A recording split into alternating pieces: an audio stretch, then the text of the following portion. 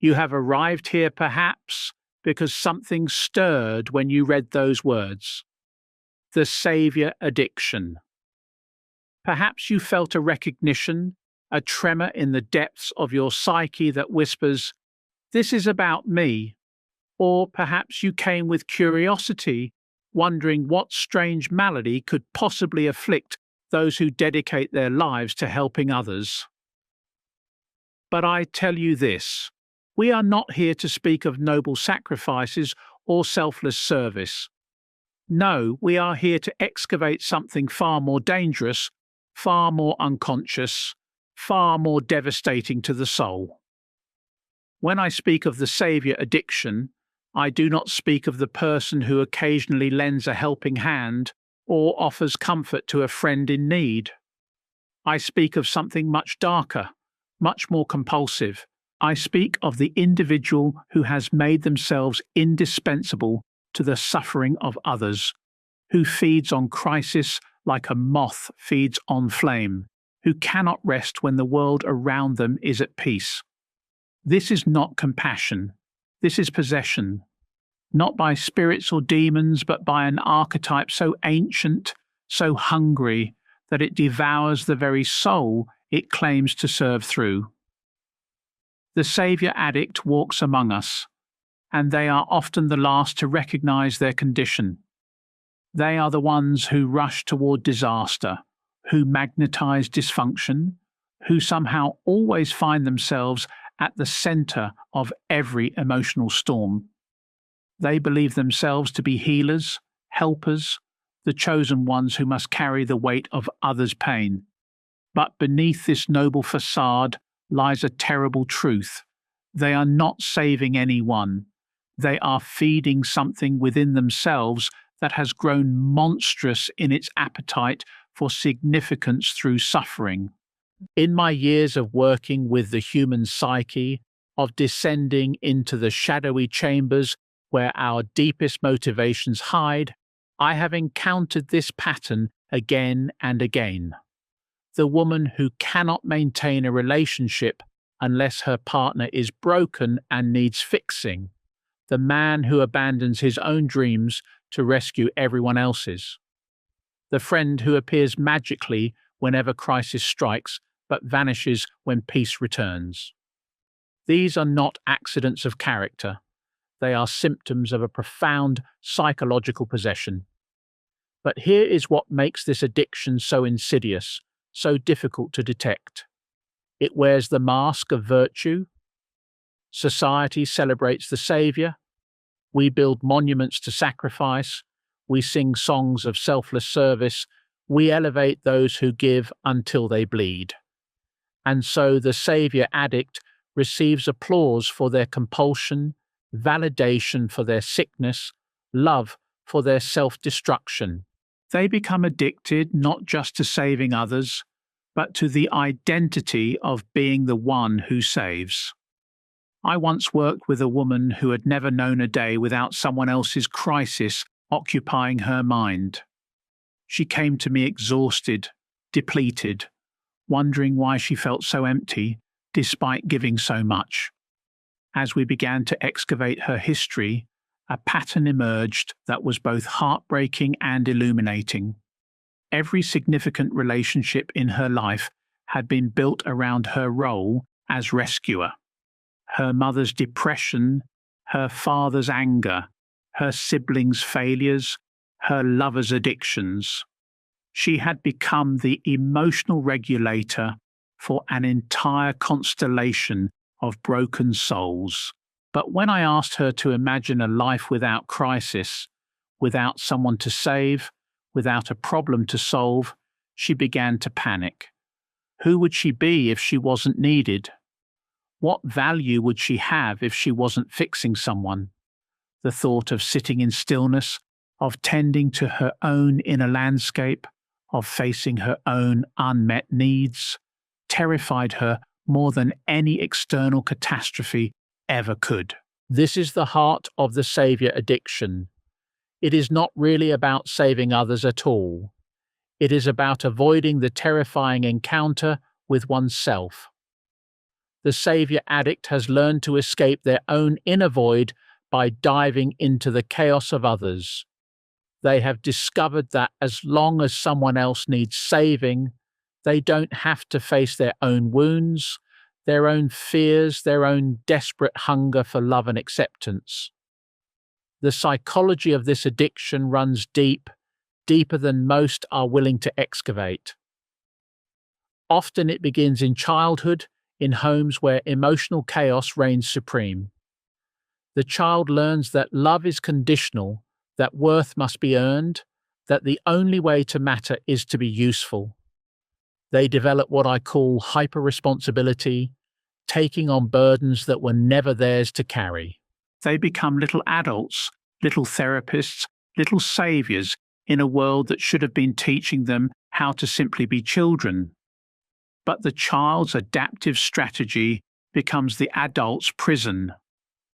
What once protected them now possesses them. The neural pathways carved by years of crisis management become highways that lead inevitably back to dysfunction.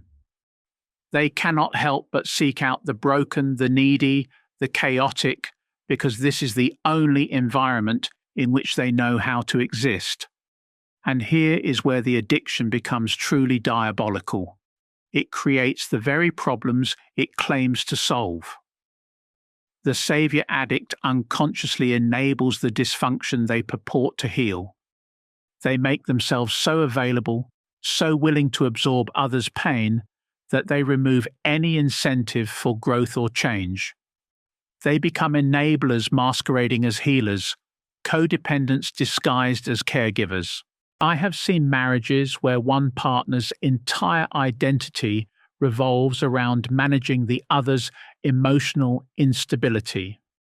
They speak of love, but what they have created is a psychological prison where neither party can grow. The savior needs their partner to remain broken to maintain their sense of purpose, while the saved remains dependent, never developing their own capacity for self-regulation. This dynamic extends far beyond romantic relationships. I have witnessed parents who unconsciously sabotage their children's independence because they need to be needed. Therapists who keep clients dependent rather than empowering them toward autonomy. Friends who create drama because they thrive in the role of crisis counselor. Leaders who surround themselves with dysfunction because it makes them feel essential. But perhaps the most tragic aspect of the savior addiction is how it masquerades as spiritual calling. The addict often believes they have been chosen, that their sensitivity to others' pain is a divine gift, that their compulsive helping is a sacred duty.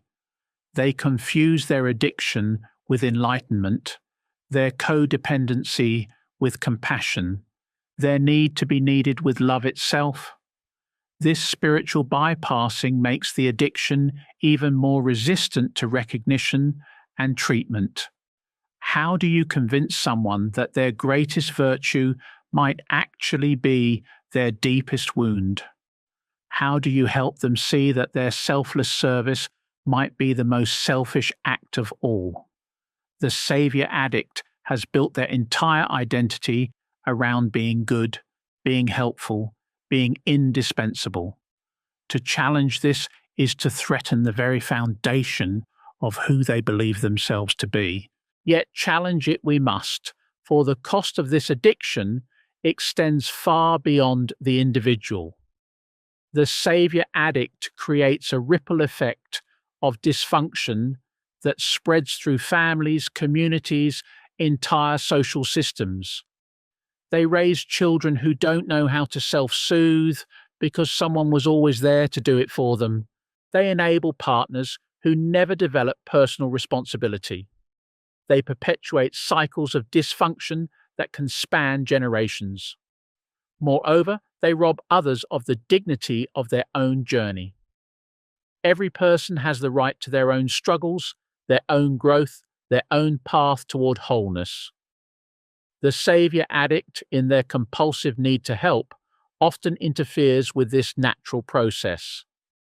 They steal others' opportunities for self-discovery, self-reliance, and genuine transformation. The savior addict also pays a tremendous personal cost. They live in a constant state of emotional overwhelm, absorbing feelings that were never meant to be theirs. They sacrifice their own dreams, their own needs, their own growth on the altar of others' dysfunction. They become ghosts of their own lives, present for everyone except themselves. I have seen brilliant minds waste their potential managing others' chaos. I have witnessed creative souls abandon their art to become full-time emotional janitors. I have observed natural leaders diminish themselves to make others feel better. The savior addiction doesn't just harm the addict.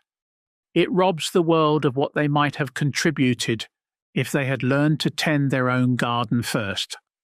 But recognition is the first step toward liberation. If you have felt a stirring of recognition as these words have unfolded, if you have seen your own patterns reflected in this mirror, then you are already beginning the most important journey of your life. The journey from savior to sovereign, from rescuer to whole human being, from addicted helper to conscious chooser. This journey is not about becoming selfish or uncaring. It is not about abandoning compassion or refusing to help others. It is about transforming your relationship with service from compulsion to choice, from addiction to authentic offering, from unconscious pattern to conscious decision.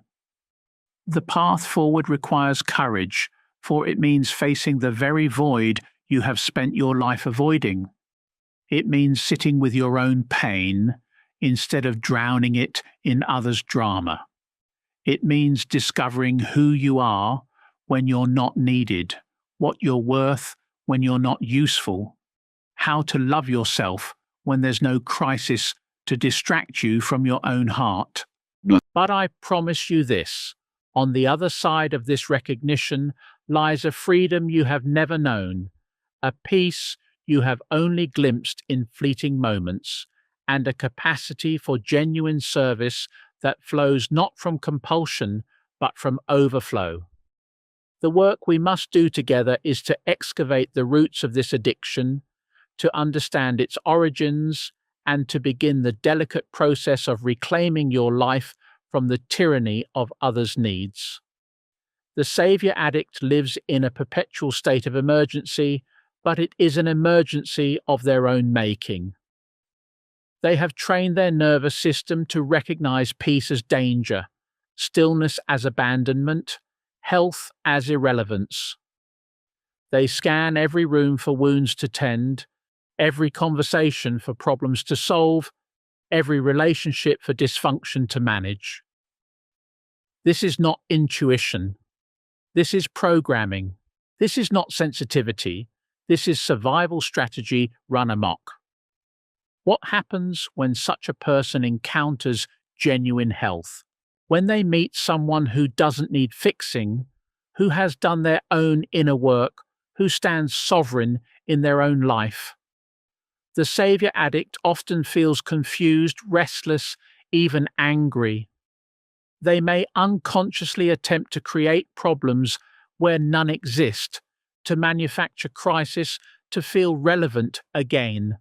Or they may simply lose interest, moving on to find someone more broken, more needy, more willing to play the victim to their rescuer. I recall a man who came to me in deep distress.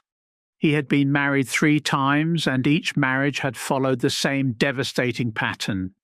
He would meet a woman in crisis, addiction, financial ruin, emotional trauma, and throw himself into saving her.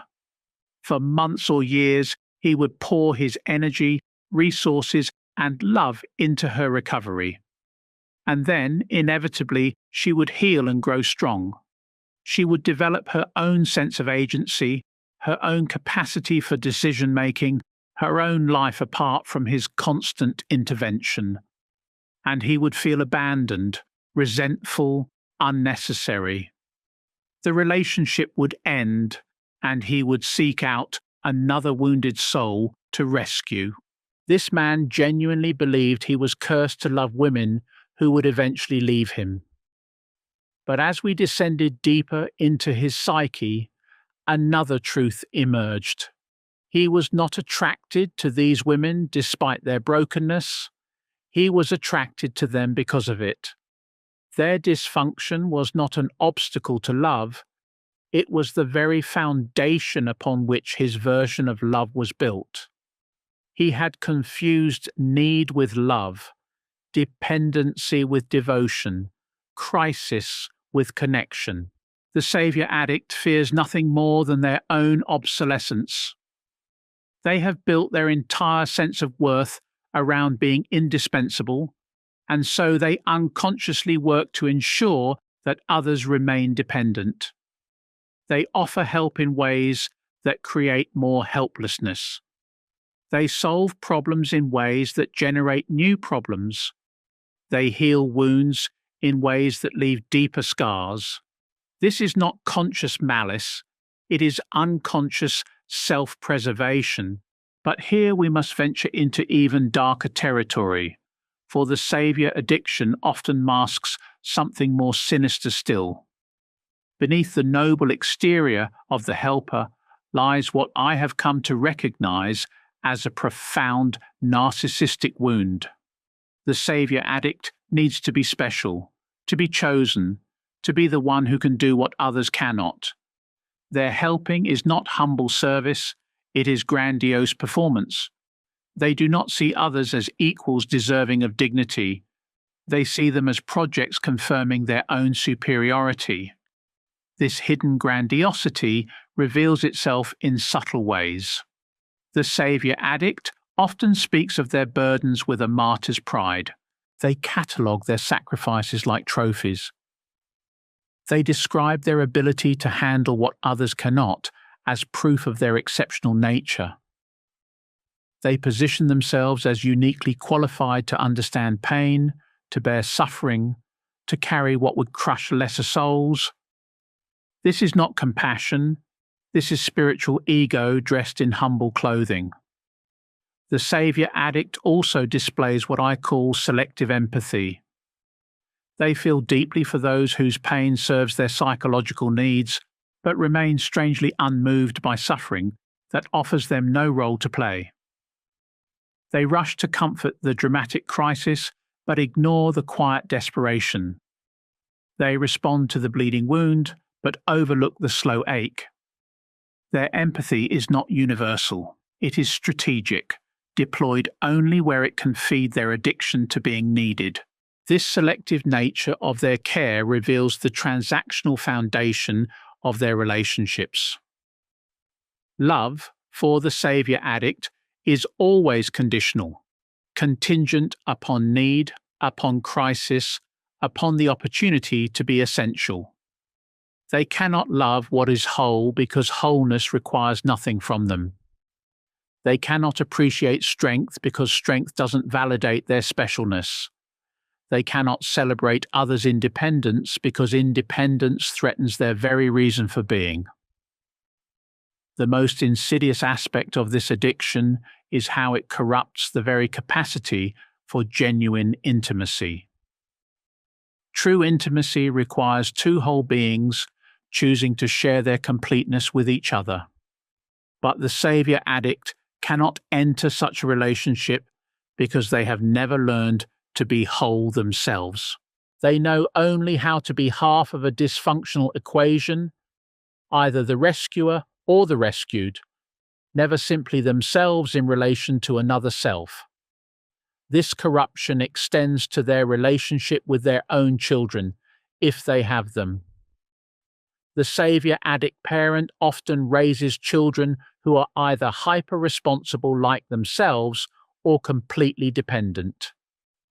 They cannot allow their children the natural struggles that build character because they compulsively rush in to solve every problem, or they unconsciously create problems for their children to solve, turning them into little saviors who learn that love means sacrificing oneself for others' needs. I have worked with adults who were raised by savior addicts, and their stories follow predictable patterns. They describe childhoods where their own emotional needs were invisible, where every family crisis became their responsibility to manage, where they learned that their value lay not in who they were, but in what they could do for others. These children often grow up to be savior addicts themselves, perpetuating the cycle, or they swing to the opposite extreme, becoming so self-protective that they cannot form intimate bonds at all. The savior addiction also manifests in professional contexts with devastating consequences. The savior addict teacher who cannot let students struggle and learn becomes the enabler who produces dependent, incapable graduates. The savior addict therapist who needs clients to remain broken creates therapeutic relationships that never end, that generate dependency rather than growth. The savior addict leader who must be the solution to every problem creates organizations where no one else can think, decide, or act independently. In each case, the addiction masquerades as dedication, as caring, as exceptional commitment. But beneath the surface, it is feeding on the very dysfunction it claims to address. The savior addict has discovered that broken systems need them, that chaos validates them, that crisis gives them purpose, and so unconsciously they work to maintain the conditions that make them feel essential. But what of the moment when the savior addict finally recognizes their condition?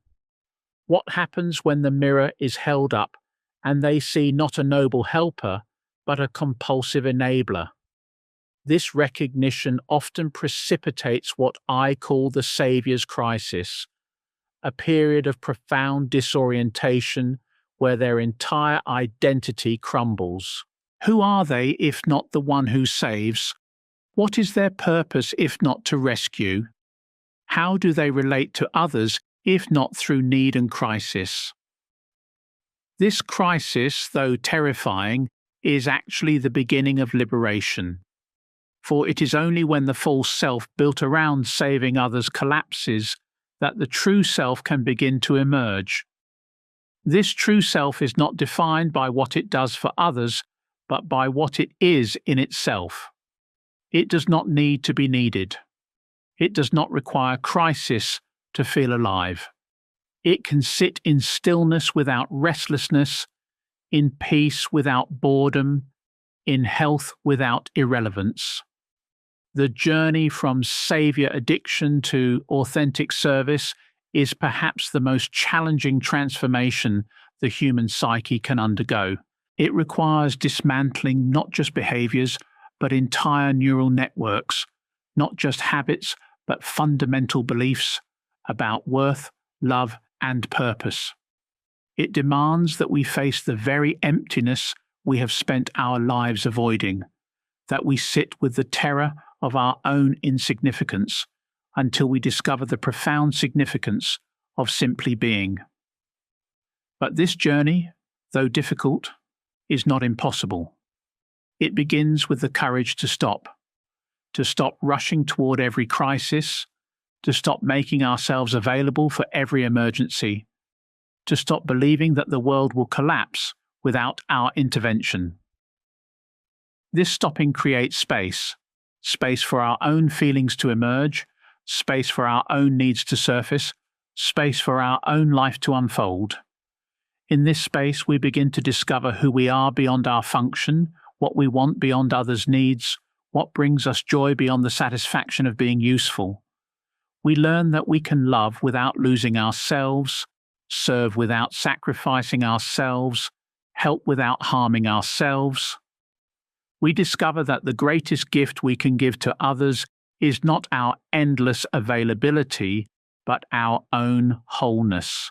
The transformation from savior addiction to authentic wholeness requires us to descend into the most terrifying territory of all, the landscape of our own unmet needs. For the Saviour addict has spent so many years attending to others' hunger that they have forgotten their own starvation. They have become so skilled at reading the emotional weather of everyone around them that they have lost the ability to sense their own inner climate. This descent is not comfortable work. It shatters the carefully constructed identity that has protected them from their deepest fears. When the Saviour addict finally sits in silence, without a crisis to manage or a person to fix, they often encounter something that feels like death itself. Not physical death, but the death of the false self that has carried them through life. And in this dying, they must face what they have spent their existence avoiding: their own profound loneliness, their own desperate need for love, their own terror of abandonment. I have witnessed this moment in countless souls who have come to recognize their addiction. There is a particular quality to their despair, a depth that comes from realizing that their entire life has been built on quicksand. The relationships they thought were love were transactions. The service they believed was noble was compulsion. The identity they cherished was prison. Everything they thought they knew about themselves dissolves, leaving them standing naked in the wasteland of their own psyche. But this wasteland, this apparent emptiness, is not actually empty at all. It is fertile ground, waiting for the seeds of authentic selfhood to take root. The Saviour addict must learn to sit with this apparent nothingness until they discover that it is actually everything. They must learn to be alone with themselves until they realize they are not alone at all. They must learn to stop doing and start being until they understand that being is the most profound doing of all. This process cannot be rushed. The Saviour addict has spent decades, perhaps their entire life, running from themselves. The neural pathways carved by years of external focus do not rewire overnight. The body that has been trained to recognize peace as danger must slowly learn to trust stillness. The heart that has known only conditional love must gradually open to the possibility of being loved for no reason at all. During this transition, the Saviour addict often experiences what I call withdrawal symptoms. Just as the alcoholic's body rebels when deprived of its substance, the Saviour addict's psyche protests when deprived of its drama. They may feel restless, anxious, even physically ill when they resist the urge to rescue. They may manufacture problems in their own life to fill the void left by others' solved crises. They may experience intense guilt for not being available to every request for help. These withdrawal symptoms are actually signs of healing. They indicate that the old patterns are dying and new ones are struggling to be born.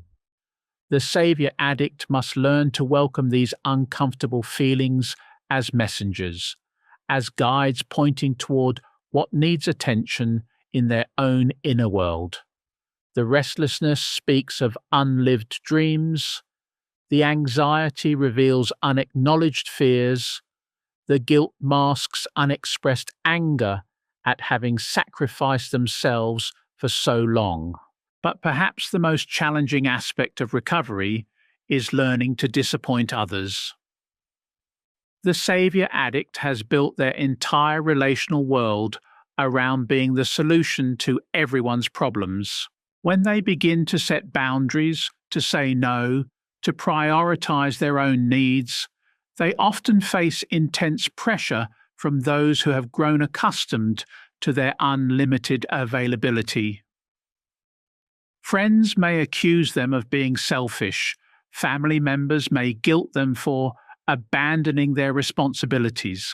Partners may threaten to leave if they're not willing to resume their role as emotional regulator.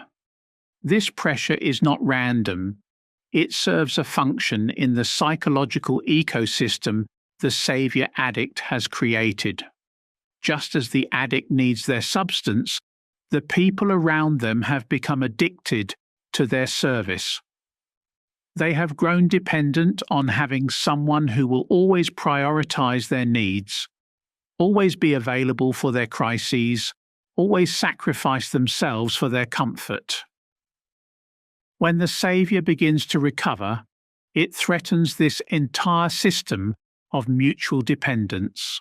The recovering savior addict must develop what I call sacred selfishness, the ability to honor their own needs without guilt, to protect their own energy without apology, to choose themselves without shame.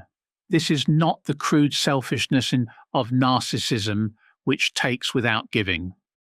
This is the refined selfishness of wisdom, which recognizes that an empty well cannot quench anyone's thirst. It is the understanding that self-care is not selfish but essential, that boundaries are not walls but bridges to authentic relationship.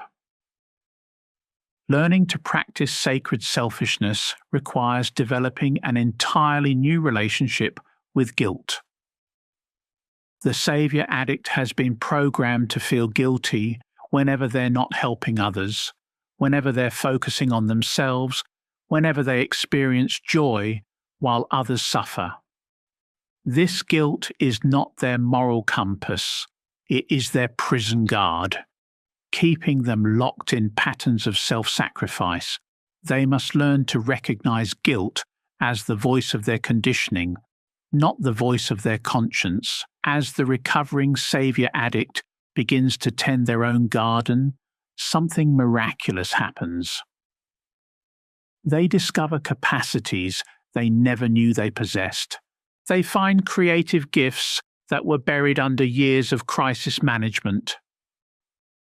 They uncover dreams that were abandoned in favor of others' emergencies.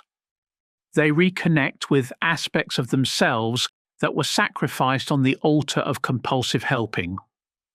They begin to remember who they were before they became defined by what they could do for others.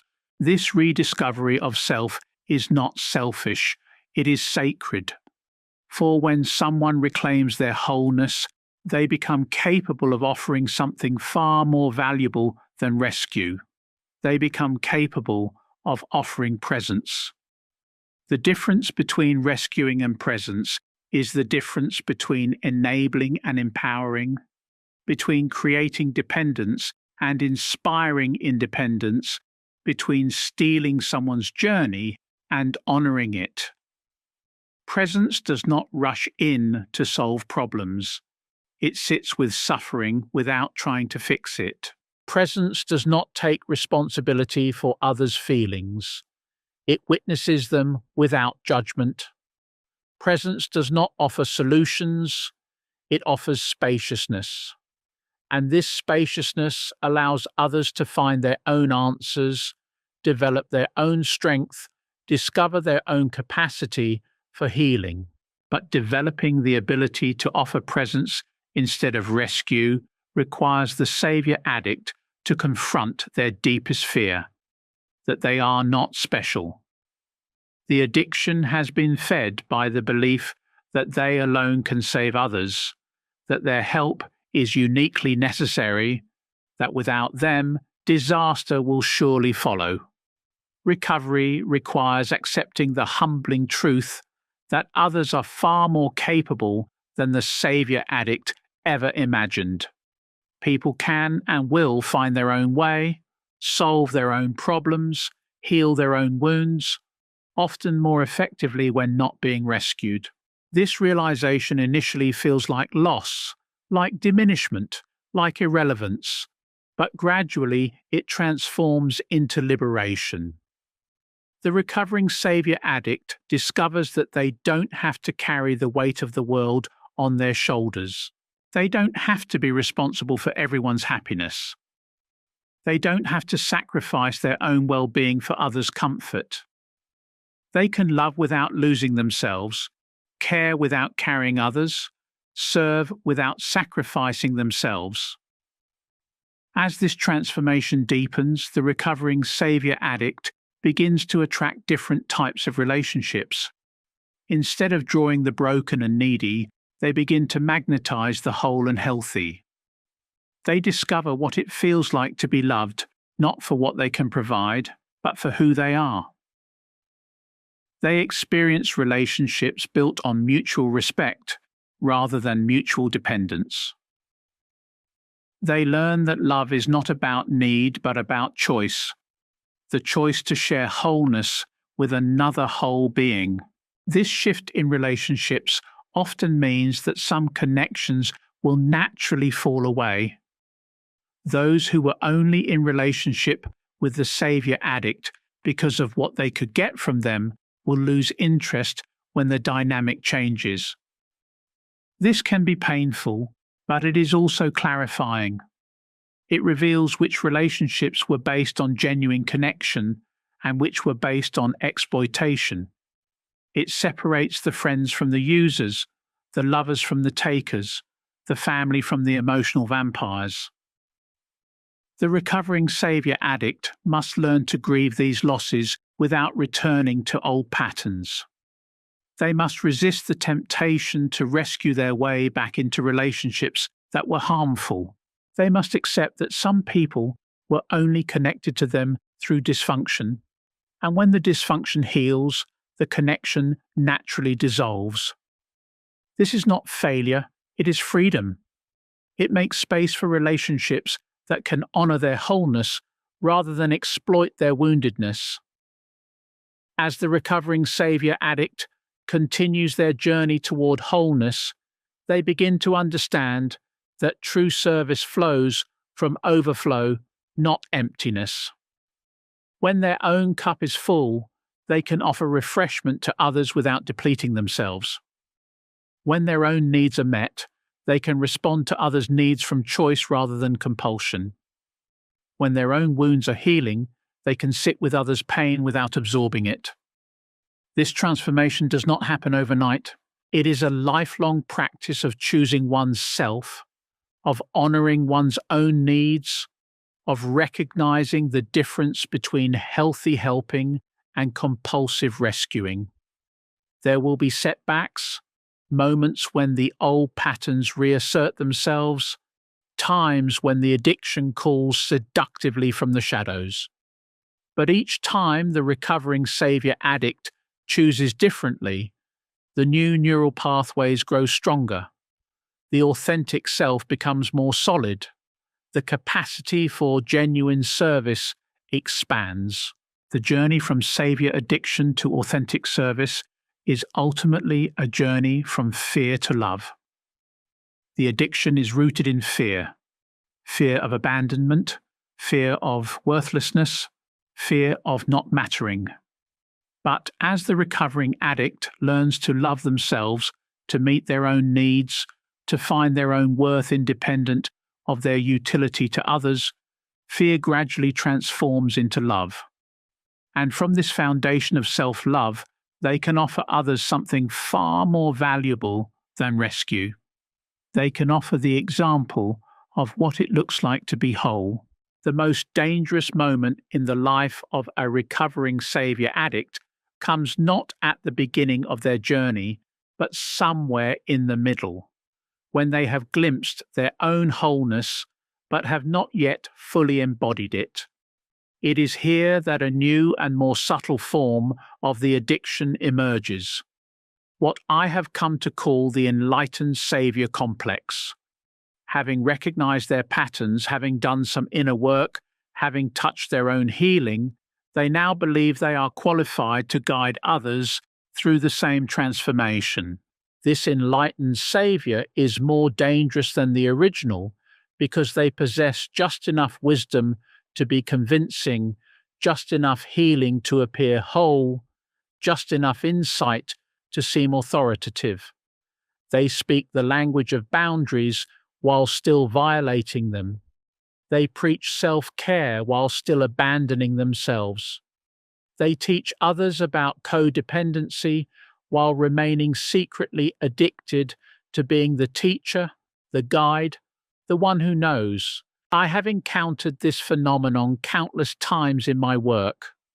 The recovering alcoholic who becomes obsessed with getting everyone else sober. The abuse survivor who makes it their mission to save every victim they encounter. The person who has touched their own healing and immediately opens a practice to heal others, not from genuine calling, but from the same compulsive need to be essential that drove their original addiction.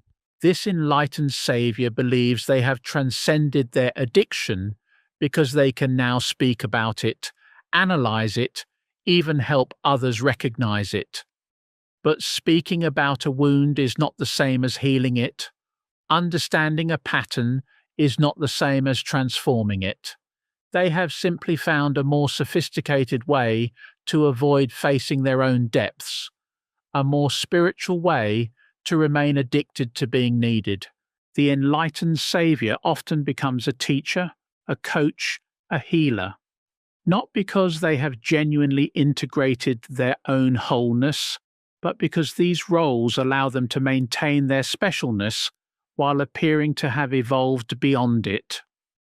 They gather followers who need their wisdom, clients who depend on their guidance, students who validate their authority.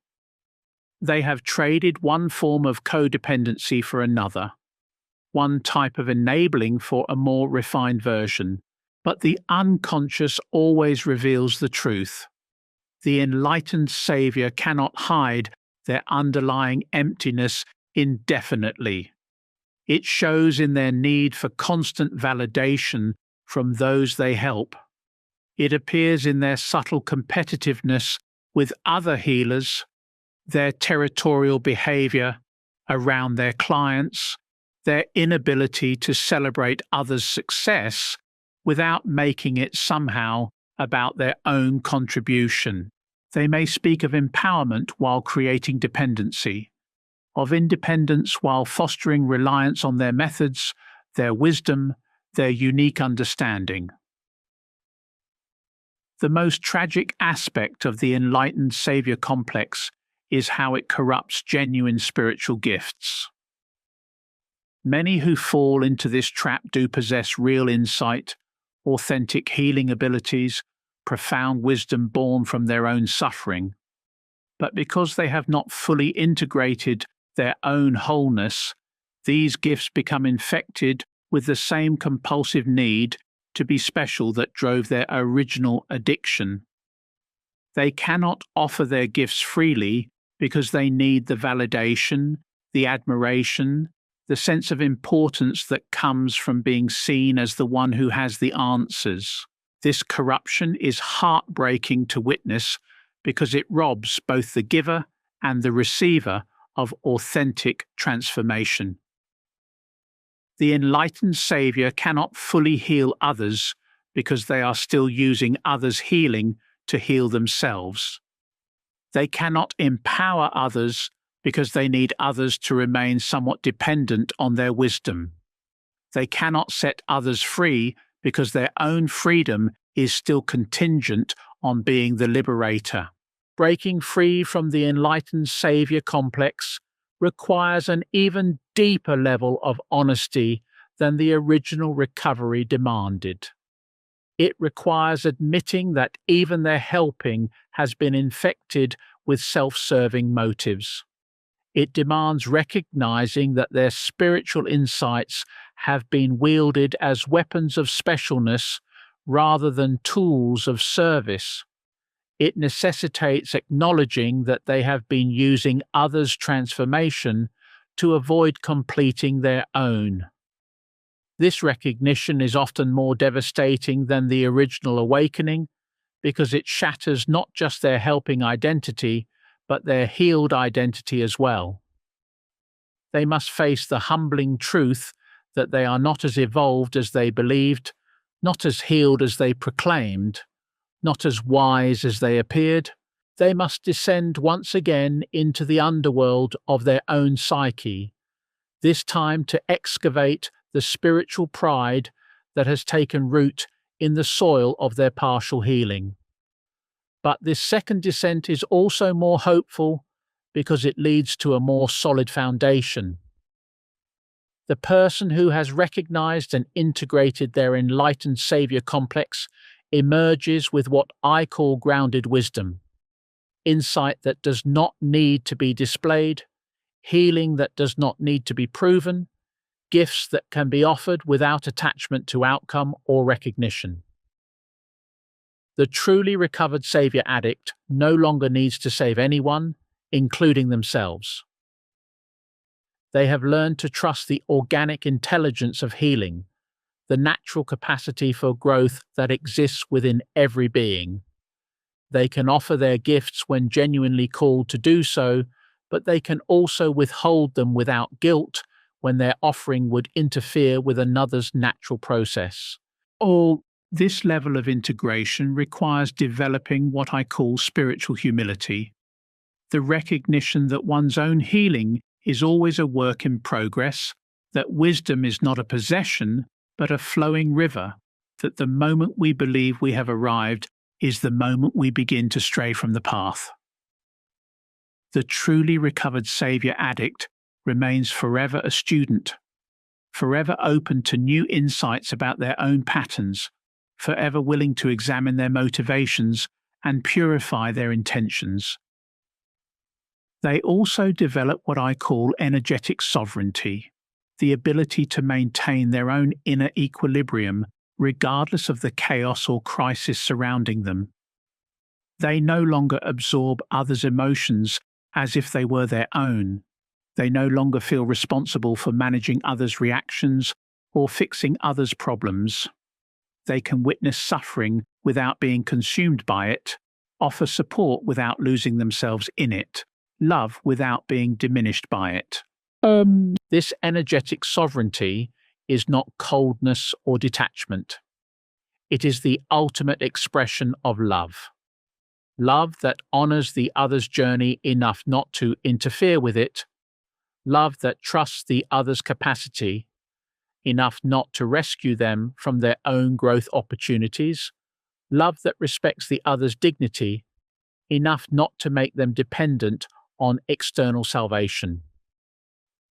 But perhaps the most profound transformation that occurs in the fully recovered savior addict is the development of what I call existential courage, the ability to face the fundamental meaninglessness of existence without needing to create artificial meaning through saving others.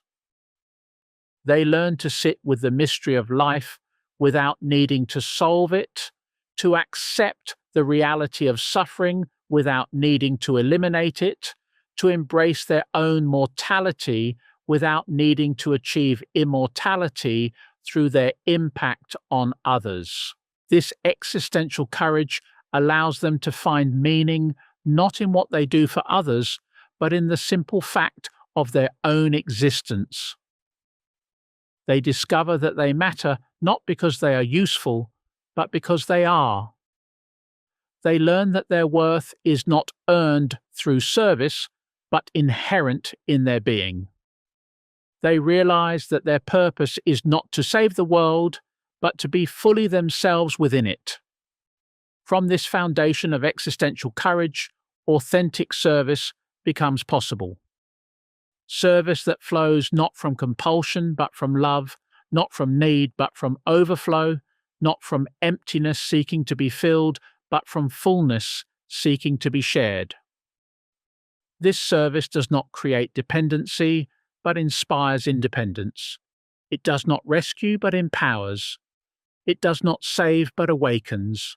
The truly recovered savior addict becomes what I call a midwife of consciousness, one who assists in the birth of others' authentic selves without claiming ownership of the process. They provide support and presence during the labor of transformation, but they do not try to control the outcome or take credit for the birth. They understand that all healing is ultimately self-healing, all growth is ultimately self-directed, all salvation is ultimately self-generated. This transformation from savior to midwife represents the ultimate evolution of the helping impulse. It preserves the genuine desire to serve while purifying it of all self-serving motives. It maintains the capacity for compassion while establishing healthy boundaries. It honors the gift of sensitivity while protecting it from exploitation. But we must not romanticize this transformation or imagine that it leads to a life of perpetual serenity.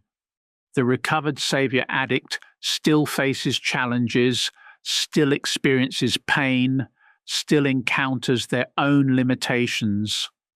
The difference is that they no longer try to escape these realities by diving into others' dramas.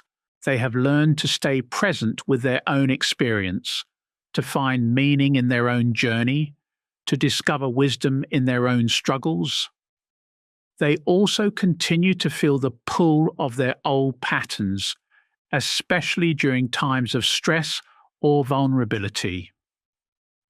The savior addiction does not disappear entirely, it simply loses its compulsive power. Like a recovered alcoholic who must remain vigilant around alcohol, the recovered savior addict must remain conscious of their tendency to define themselves through their service to others. This ongoing vigilance is not a burden, but a gift. It keeps them humble, honest, and connected to their own humanity. It reminds them that they are not above the struggles they once sought to heal in others. It helps them maintain the empathy and understanding that makes their service authentic while protecting them from the grandiosity that would corrupt it. The journey from savior addiction to authentic service is ultimately a journey from unconscious to conscious, from compulsive to voluntary, from self-serving to genuinely selfless. It is a transformation that not only heals the individual, but ripples out to heal the relationships, families, and communities touched by their newfound wholeness. Yet, even as we map this journey, we must remember that each person's path will be unique. There is no formula for recovery from savior addiction, no prescribed steps that guarantee transformation, no timeline that dictates how long the process should take. Each individual must descend into their own depths, face their own shadows, and discover their own way back to wholeness. What remains constant is the need for radical honesty about one's motivations, profound compassion for one's own wounds, and unwavering commitment to the sometimes painful process of growth. The savior addict must be willing to disappoint others in order to honor themselves, to appear selfish in order to become genuinely generous, to seem less spiritual in order to become more authentic. This paradox lies at the heart of all genuine transformation. We must be willing to lose who we think we are in order to discover who we truly are. For the savior addict, this means releasing the identity that has defined them, the role that has given their life meaning, the specialness that has protected them from their own ordinariness. But in releasing these false sources of identity, they discover something far more precious: their own irreducible essence, their unique contribution to the human tapestry, their particular way of being love in the world. They learn that they don't need to save anyone to matter, don't need to be needed to be loved, don't need to sacrifice themselves to have value. This discovery is not the end of their journey, but the beginning of their true life. Free from the compulsion to save others, they can finally begin the work of living authentically, loving genuinely, and serving from the overflow of their own wholeness. They become not saviors but human beings, flawed, limited, mortal, and infinitely precious exactly as they are. The recovered savior addict must now face perhaps the most challenging question of all. What is left when the need to be needed finally dies? This question haunts the depths of their transformation because it strikes at the very core of their constructed identity. For decades, perhaps their entire conscious life, they have known themselves through their function, measured their worth through their utility, found their purpose in the solving of others' crises. When these external markers of meaning dissolve, what remains is often a terrifying void that feels like annihilation itself. I have sat with countless individuals at this precise threshold, witnessing the particular agony that comes with this recognition. There is a specific quality to their despair, different from ordinary depression or grief. It is the despair of someone discovering that their entire life has been built on foundations of sand, that their most cherished beliefs about themselves were elaborate constructions designed to avoid confronting their own naked humanity. This void, this apparent emptiness, terrifies the recovering savior addict because it represents everything they have spent their lives avoiding. In the silence left by the absence of crisis, they must finally hear the whispers of their own unmet longings. In the stillness that follows the cessation of compulsive helping, they must finally feel the weight of their own unprocessed pain. In the space created by no longer absorbing others' emotions, they must finally encounter the landscape of their own inner world. But here we encounter one of the great paradoxes of psychological transformation. The void that appears to be empty is actually pregnant with possibility. The silence that seems like death is actually the womb from which authentic life emerges.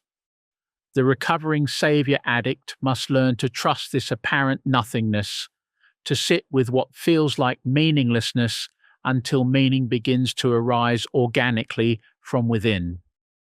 This process cannot be rushed or manufactured.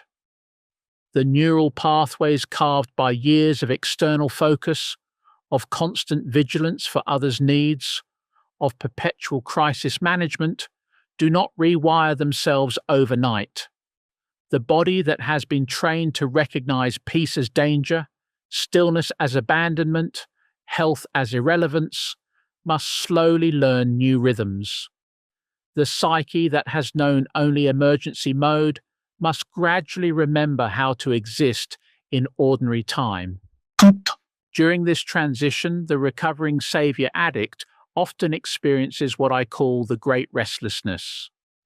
Without the familiar stimulation of others' drama, without the adrenaline rush of being needed, without the identity-confirming satisfaction of being indispensable, they feel agitated, anxious, profoundly uncomfortable in their own skin. They may find themselves creating problems where none exist, manufacturing emergencies to feel alive again, or desperately seeking new people to save to fill the growing emptiness within. This restlessness is not a sign of failure, but a necessary passage through the wilderness of their own psyche. It is the death throes of the false self they have carried for so long, the last desperate attempts of their addiction to maintain its hold on their consciousness. They must learn to welcome this discomfort as a messenger, to listen to its teachings without being consumed by its urgency. The recovering savior addict must also confront what I call the specialness wound that lies beneath their compulsive helping. This wound whispers that they are only valuable when they are useful, only lovable when they are needed, only worthy when they are sacrificing themselves for others. It is a wound that often traces back to childhood, to early experiences of conditional love, to family systems where worth was earned through performance rather than given through being. This specialness wound creates a particular form of suffering because it makes the recovering addict feel simultaneously superior and inferior to others. Superior because they believe they alone can handle what others cannot, that their capacity for self-sacrifice sets them apart, that their willingness to absorb pain makes them more evolved. Yet inferior because deep down they suspect that without their function, without their utility, they are nothing at all. Healing this wound requires the recovering savior addict to face their own ordinariness, to accept their own limitations, to embrace their own humanity without the protective armor of specialness. This is perhaps the most humbling aspect of recovery, because it means releasing the grandiose narrative that has sustained them through years of self-sacrifice. They must learn to find meaning not in being exceptional, but in being authentically themselves. I recall working with a woman who had spent 30 years as what she called the family's emotional janitor. Every crisis, every conflict, every moment of tension was brought to her to clean up. She took pride in her ability to absorb others' rage, to soothe others' fears, to carry others' pain without complaint.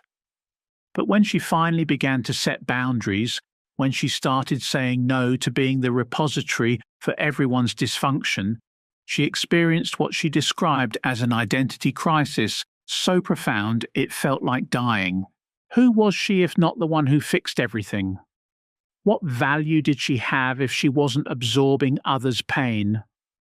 How could she justify taking up space in the world if she wasn't constantly giving of herself?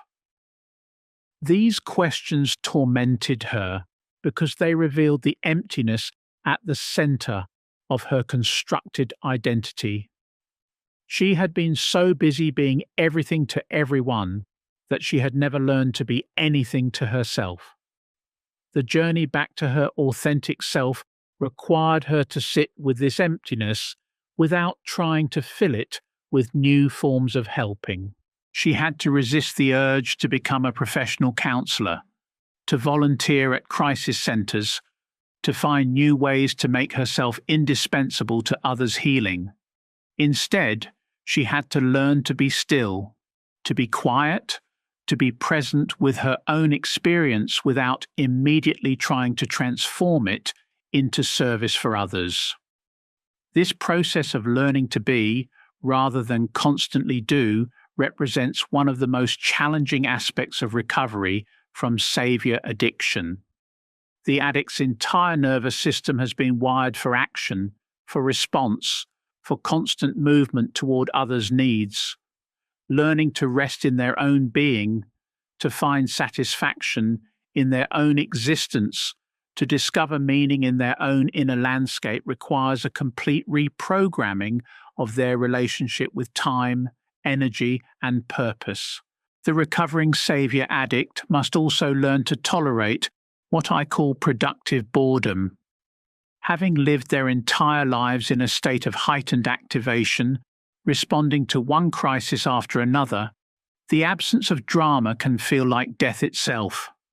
They may experience physical symptoms, restlessness, anxiety, even depression, as their system adjusts to operating without the constant stimulation of others' needs. They must learn that this apparent emptiness is not actually empty, but fertile, pregnant with possibilities they have never had the space to explore. In this fertile boredom, the recovering addict begins to discover aspects of themselves that were buried under years of compulsive helping. Creative impulses that were sacrificed to others' emergencies. Dreams that were abandoned in favor of others' goals. Interests that were suppressed because they seemed selfish compared to the urgent needs surrounding them. Parts of their personality that were exiled because they didn't serve their helping function. This rediscovery process is both exhilarating and terrifying.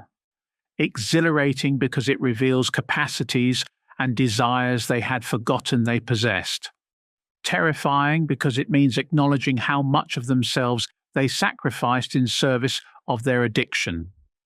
They must grieve not only the time lost, but the self that was lost, not only the relationships that were damaged, but the relationship with themselves that was never allowed to develop.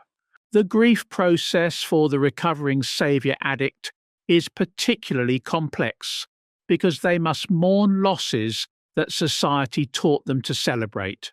They must grieve their self-sacrifice while the world applauds martyrdom. They must mourn their people-pleasing while others praise their selflessness. They must lament their boundaryless existence while those around them miss the unlimited access they once had to their energy and resources. This grief is often complicated by guilt. The recovering addict feels guilty for wanting more for themselves, guilty for setting boundaries, guilty for prioritizing their own needs. They have been programmed to believe that any attention to their own well-being is selfish, that any consideration of their own desires is narcissistic, that any protection of their own energy is cruel. They must learn to recognize this guilt not as their moral compass, but as the voice of their conditioning, the internal saboteur that would keep them trapped in patterns of self-abandonment. Learning to feel without absorbing, to care without carrying, to love without losing themselves becomes the central practice of their recovery. This requires developing what I call energetic discernment, the ability to sense where they end and others begin, to feel empathy without taking on others' emotions as their own, to offer support without becoming responsible for outcomes they cannot control. This energetic discernment is not a wall built to keep others out, but a membrane that allows healthy exchange while preventing unhealthy fusion. It permits love to flow while maintaining the integrity of the self. It enables service while protecting the servant. It allows compassion while preserving the capacity for that compassion to be sustained over time. Developing this discernment requires the recovering savior addict to become exquisitely attuned to their own inner signals. They must learn to recognize the difference between their authentic feelings and absorbed emotions, between their genuine intuition and projected fears, between their true desires and internalized expectations. This level of self-awareness demands a quality of inner listening that they may have never developed, having spent so many years listening exclusively to others. The practice of inner listening reveals layers of conditioning that must be carefully examined and consciously released. Beliefs about worthiness that were installed in childhood, messages about love that were learned through early relationships, assumptions about purpose that were absorbed from cultural and familial expectations. Each layer that is peeled away reveals more of their authentic self while also exposing more wounds that require healing. This archaeological work of the psyche is both delicate and demanding. The recovering addict must be both archaeologist and artifact, both surgeon and patient, both observer and observed. They must develop the capacity to witness their own patterns with compassion while maintaining the courage to change what needs changing. They must learn to be both gentle with their wounds and fierce in their commitment to healing. As this inner work deepens, the recovering savior addict begins to experience moments of what I call authentic aliveness, states of being where they feel fully present in their own skin, fully engaged with their own experience, fully connected to their own truth. These moments may be brief at first, fleeting glimpses of what it feels like to exist without the heavy armor of compulsive helping, but they serve as beacons, reminding the recovering addict of what they are working toward. In these moments of authentic aliveness, they discover that they can feel joy without guilt, can experience pleasure without shame, can pursue their own interests without believing they are abandoning others. They learn that self-care is not selfish but essential, that personal fulfillment is not narcissistic but necessary, that individual healing contributes to collective well-being in ways that self-sacrifice never could. The paradox they discover is that by learning to truly care for themselves, they become more capable of genuine care for others. By developing real boundaries, they create space for authentic intimacy. By honoring their own needs, they become more attuned to what others actually need versus what they think others need. By healing their own wounds, they stop unconsciously bleeding on everyone around them. This transformation does not happen in isolation. The recovering savior addict must learn to navigate relationships during their healing process, which often means disappointing people who had grown accustomed to their unlimited availability. Family members may accuse them of becoming selfish. Friends may withdraw when they stop being the constant crisis counselor. Partners may feel abandoned when they are no longer willing to absorb all the emotional labor in the relationship. These reactions, while painful, serve as important information about the true nature of these connections. Relationships that were built on the foundation of the savior dynamic often cannot survive when that dynamic is removed. The recovering addict must learn to grieve these losses while recognizing them as necessary clearings that make space for healthier connections to emerge. The people who truly love the recovering savior addict will support their healing journey even when it means receiving less from them in the short term. They will celebrate the emerging authenticity even when it disrupts familiar patterns. They will honor the boundaries even when those boundaries initially feel like rejection. These are the relationships worth preserving and nurturing as the recovery process unfolds. Simultaneously, the recovering addict must learn to attract and build new relationships from their growing sense of wholeness rather than from their wounds. This requires developing what I call wholeness magnetism, the capacity to draw connections based on mutual respect, shared interests, and genuine compatibility rather than complementary dysfunction. Building relationships from wholeness feels foreign to someone whose entire relational history has been built on need and crisis. They must learn to be vulnerable without being broken, to be open without being boundaryless, to be caring without being caretaking. They must discover what it means to love and be loved for who they are rather than what they can provide or absorb. This process of learning a healthy relationship is often complicated by the recovering addict's tendency to swing too far in the opposite direction. Having recognized the dangers of overgiving, they may become stingy with their care. Having seen the harm in boundaryless existence, they may build walls instead of healthy limits. Having understood the toxicity of people-pleasing, they may become indifferent to others' feelings entirely. These overcorrections are natural parts of the healing process, temporary imbalances that occur as the psyche searches for its new equilibrium. The recovering savior addict must be patient with themselves during these adjustments, recognizing that finding the middle path between self-abandonment and selfishness requires time, practice, and gentle self-correction.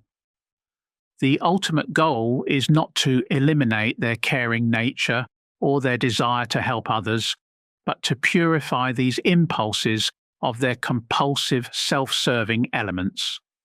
True compassion flows from fullness, not emptiness. Authentic service arises from choice, not compulsion.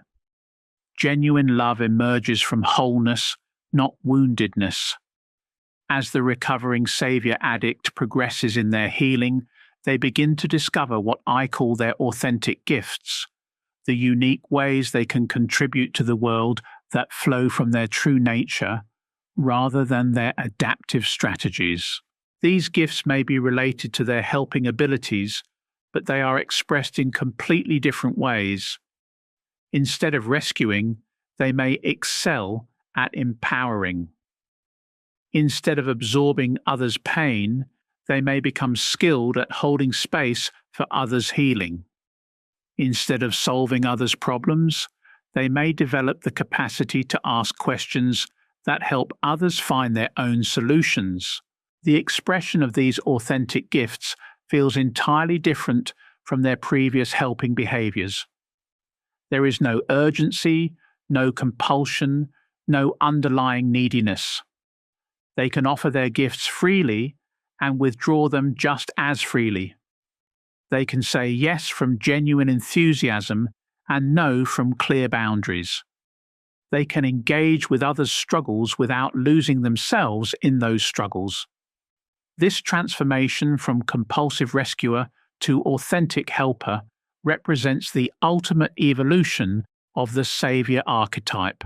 It preserves what was genuinely valuable in their original impulse to help, while purifying it of the elements that caused harm to themselves and others. It honors their sensitivity and compassion while protecting these qualities from exploitation and depletion. But even as we celebrate this transformation, we must remember that recovery from savior addiction is not a destination, but a practice. The patterns run deep, carved into the neural pathways by years of repetition, embedded in the cellular memory by countless experiences of trauma and adaptation. The recovering addict must remain vigilant, continuing to choose themselves even when it feels selfish, continuing to honor their boundaries even when others protest, continuing to trust their inner wisdom even when it contradicts external expectations. This ongoing practice requires what I call recovery courage, the willingness to keep choosing health even when it feels uncomfortable, to keep honoring authenticity even when it disappoints others, to keep protecting their energy even when they are accused of being selfish. This courage is not the desperate bravery of the savior rushing toward crisis, but the quiet strength of someone who has learned to value their own well-being as much as they value others. The recovering savior addict also develops what I call integrated wisdom, understanding born not from books or theories, but from the lived experience of transformation.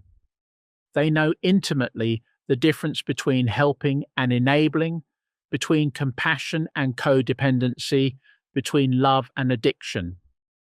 This wisdom cannot be faked or mimicked. It emanates from their being like a fragrance, attracting those who are ready for authentic relationship while naturally repelling those who seek to exploit their caring nature. This integrated wisdom makes them powerful allies for others who are struggling with similar patterns. Not as saviors rushing to rescue, but as companions who have walked the path and can offer the gift of their presence and understanding.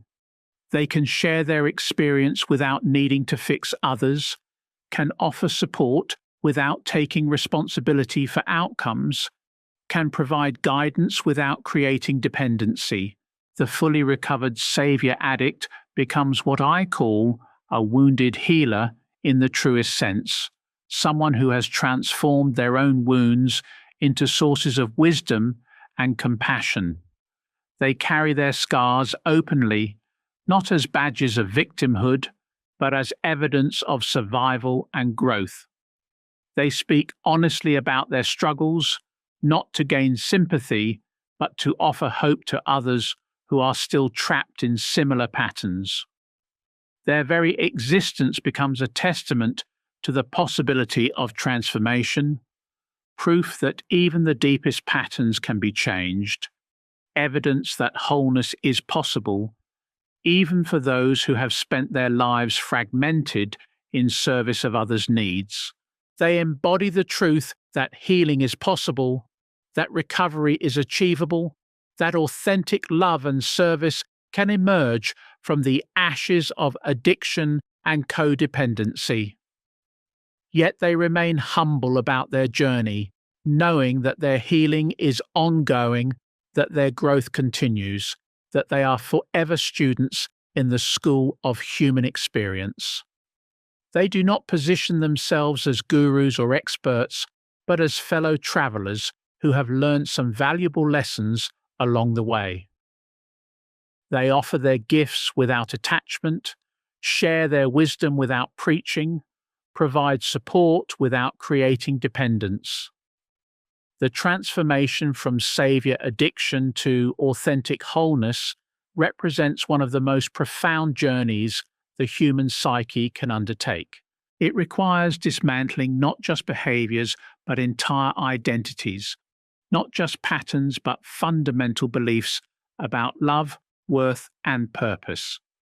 It demands facing the deepest fears and confronting the most cherished illusions. It asks for nothing less than the complete reconstruction of the self from the ground up. But for those who have the courage to undertake this journey, the rewards are immeasurable.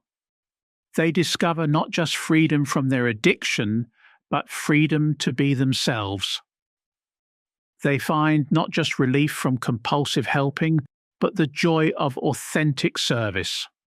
They experience not just the absence of codependency, but the presence of genuine love. They learn not just to stop saving others, but to start living their own lives with purpose, passion, and profound self-respect. The world needs these recovered savior addicts, these individuals who have learned to love without losing themselves, to serve without sacrificing themselves, to care without carrying the weight of others' journeys. They become beacons of possibility, examples of what it looks like to be both deeply compassionate and fiercely boundaried, both genuinely helpful and authentically whole. Their healing ripples outward, touching everyone they encounter with the gift of their presence rather than the burden of their neediness. They model healthy relationship, demonstrate authentic love, and inspire others to begin their own journeys toward wholeness. They prove that it is possible to transform even the most entrenched patterns, to heal even the deepest wounds, to become whole even after a lifetime of fragmentation. But perhaps most importantly, they learn to live their own lives with the same intensity and dedication they once brought to saving others. They discover that their own dreams matter, that their own needs deserve attention, that their own journey is worth taking. They finally become the hero of their own story rather than the supporting character in everyone else's drama. This is the true liberation that awaits every savior addict who has the courage to face their patterns and commit to their healing. Not just freedom from compulsive helping, but freedom to live authentically, love genuinely, and serve from the overflow of their own wholeness. It is a journey worth taking, a transformation worth pursuing, a liberation worth fighting for. The path is not easy, but it is possible. The work is not comfortable, but it is necessary. The journey is not quick, but it is transformative. And for those who undertake it with courage, commitment, and compassion for themselves, the destination is nothing less than the recovery of their own precious, irreplaceable, authentically lived life.